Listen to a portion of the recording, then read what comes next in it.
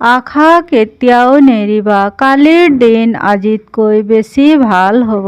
জীৱনৰ সভাত যেতিয়া ধৈৰ্য আহি যায়, তেতিয়া বেহিচাপ গুণা উঠি গুচি যায়। যি হেৰুৱালো সেয়া মোৰ নুবুজা সময় আছিল, যি পালো সেয়া মোৰ আল্লাহৰ উপহাৰ হয়। নিজৰ চেহেৰাত দুখ কেতিয়াও প্ৰকাশ নকৰিবা।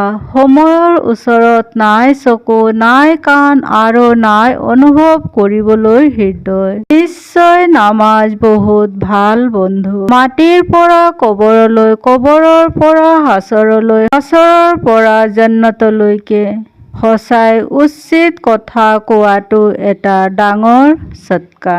মই নিজৰ জীৱনৰ সকলোবোৰ সিদ্ধান্ত আল্লাহৰ ওপৰত এৰি দিলো। নিশ্চয় মোৰ আল্লাহ তাআলা মোক নিৰাশ হ'বলৈ নিদিয়ে। হযৰত আবু বকৰ ছিদ্দিক ৰাদিয়াল্লাহু আনহুৰ ফৰমান, মানুহে নিজে মহান হৈ নাযায়, মানুহৰ নিজৰ ভাল বেয়া ব্যৱহাৰ চৰিত্ৰ মানুহক মহান কৰি দিয়ে। খং সদায় অকলে আহে, কিন্তু যাওঁতে সদায় নিজৰ লগত ভাবা বুজা শক্তি, ভাল বেয়া চৰিত্ৰ আৰু অস্তিত্বৰ সৌন্দৰ্য লগত লৈ যায়।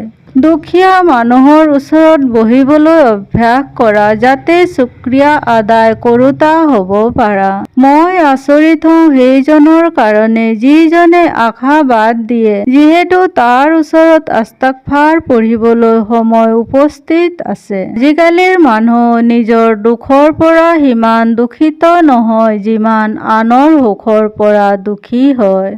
কাৰোবাক ইমান সন্মান নিদিব যে আপোনাৰ অপমান কৰাটো সি নিজৰ হক ভাবি লয়। হযৰত আলী ৰাদিয়াল্লাহু আনহুৰ ফৰমান, চুগলি কৰা দুৰ্বল মানুহৰ শেষ চেষ্টা। হযৰত আলী ৰাদিয়াল্লাহু আনহুৰ ফৰমান, মাত্ৰ টকা পইচা হোৱাকে ৰিজিক কোৱা নহয়, নেক সন্তান, ভাল চৰিত্ৰ আৰু ভাল লগৰী, ভাল বন্ধু এই সকলোবোৰ ৰিজিকত ধৰা হয়। মানুহৰ বেয়া গুণৰ পৰা এনেকৈ নেদেখা হৈ যোৱা, যেনেকৈ টোপনি যোৱাৰ সময়ত দুনিয়াক দেখা নোপোৱা। সম্পৰ্ক সদায় সেইটোৱে সফল হয় যিটো অন্তৰেদি বিচৰা হয়।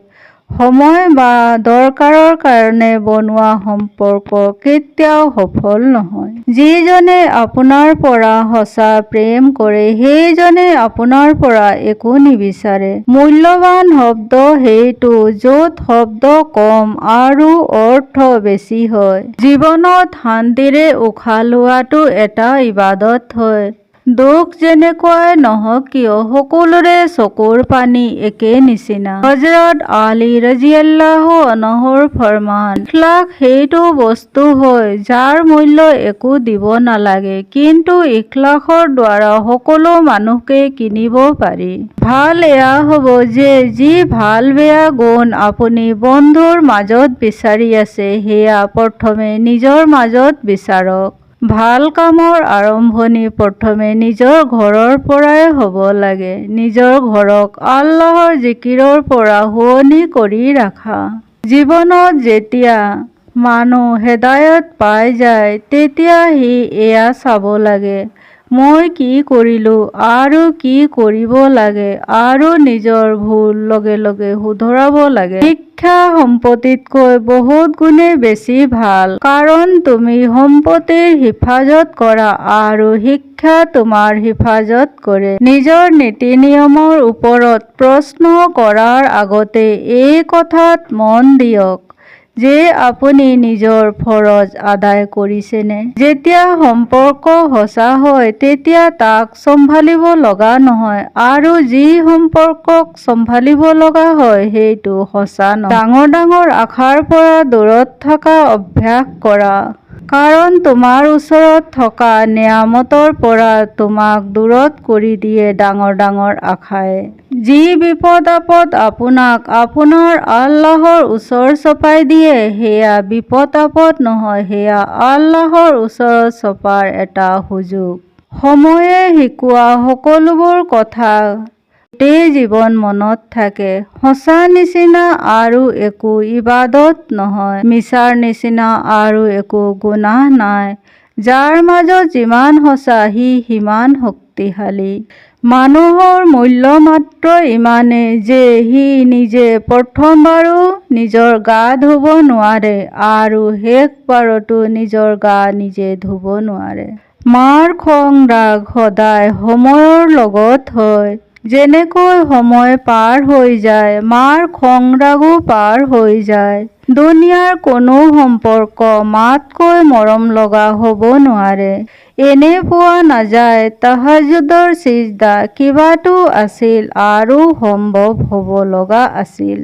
মহিলাসকলৰ পৰ্দা কৰা শ্বহীদৰ তেজতকৈও অফজল হয়। চবতকৈ ডাঙৰ ভুল সেইটো যি ভুল হোৱাৰ অনুভৱ নহয়। জীৱনৰ সভাত যেতিয়া ধৈৰ্য আহি যায় তেতিয়া বেহিচাব গুনাহ উঠি গুচি যায়। হযৰত আলী ৰাদিয়াল্লাহু আনহুৰ ফৰমান, যিজনে নিজৰ ভাগ্যৰ ওপৰত বিশ্বাস ৰাখে সেইজনে নিজৰ ওপৰত অহা আপদ বিপদৰ পৰা আতংকিত নহয়।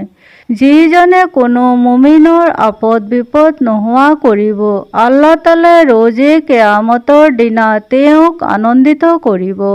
কথা নিয়তৰ হৈ আছে জনাব। কোনোবাই কাবাতো গৈ খালী হাত ঘূৰি আহে আৰু কোনোবাই ঘৰতে বহি আল্লাহক পাই লয়। মানুহ বৰ আচৰিত ধৰণৰ শক্তিৰ মালিক হয়।